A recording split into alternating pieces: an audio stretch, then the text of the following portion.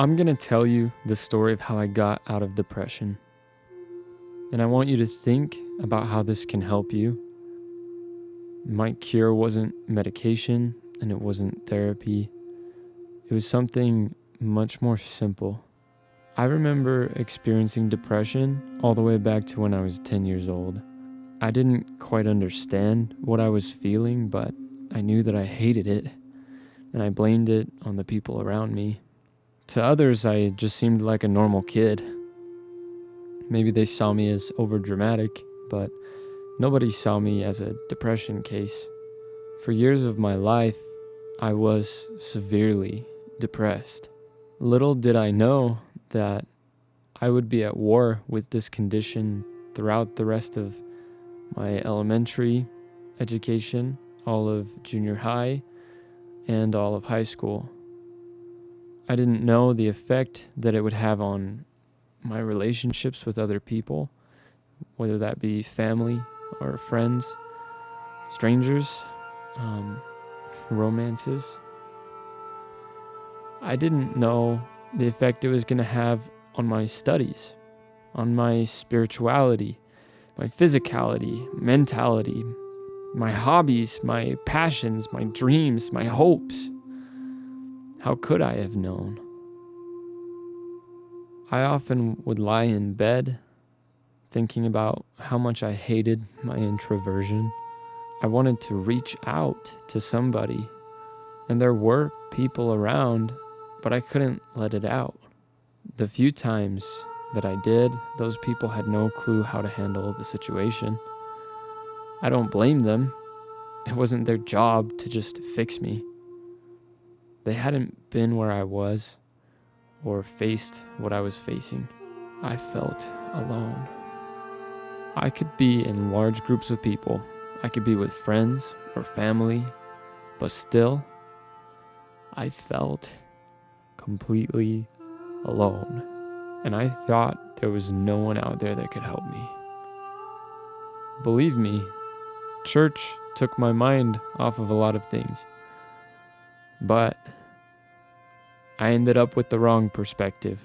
I was ashamed of myself because I thought since God wanted me to be happy, that He was actually ashamed of me because I wasn't.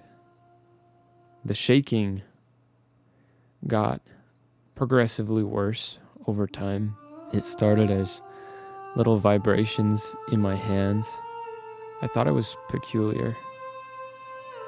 But eventually, it turned into violent panic attacks where my hands and head would convulse violently and uncontrollably. Through all of this, taking my own life weighed heavily on my mind. But here's the turning point.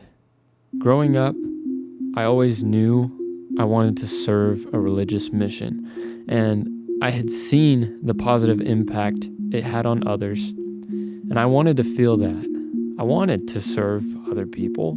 I had a big heart. So even though I was terrified to leave home for the first time for 2 years, I forced myself through all the preparation. My family was proud of me. Although focusing on helping others was definitely taking my mind off of my depression, I was still depressed, especially when I'd come home each night. Life shouldn't have to be this way. Then, everything changed. And now enters the wisest, most caring man I've ever met in my life. His name was Michael. He was elderly.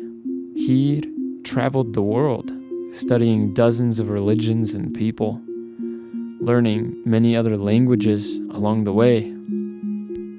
He'd grown up with polio and beat it. He loved to help the missionaries in the area to get around to appointments and service activities, and he loved to talk to us about deep scientific principles. Most missionaries didn't really listen to him, but he and I clicked. One day, while being driven by Michael to an appointment, my missionary companion fell asleep in the back seat. Michael, being the bold old man he was, he immediately started to ask me about my depression, which I'd never told him about. In the matter of a 30-minute car ride, this conversation with him changed the course of my entire life.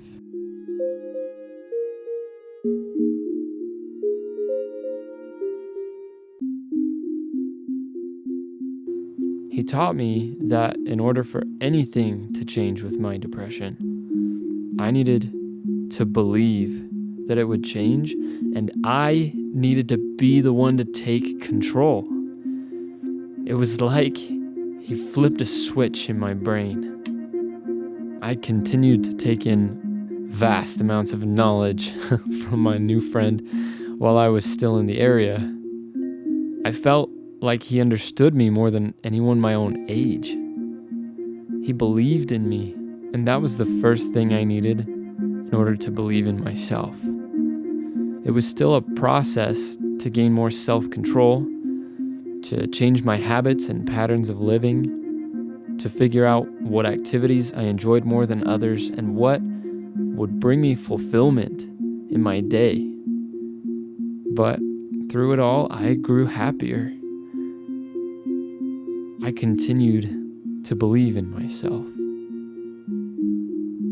The rest of my mission wasn't easy, but I never felt that feeling of despair that was there before I met Michael. I could cope, and I grew stronger every day. I was always learning something new. I still have had struggles. I still feel sad when difficult trials come, like my beloved grandfather's death. But I'm no longer depressed, and I choose never to go back to it. I came home after 2 years, and I felt ready to take the next step. I fell hard in love, and now I'm engaged to the woman who I care about more than anything in this world. I'm working on this project to help others overcome their depression, and it's a blessing to be doing this. Life will get better, my friend, and I will do my best to teach you the things I've learned to help you make it better. Why? Because I believe in you.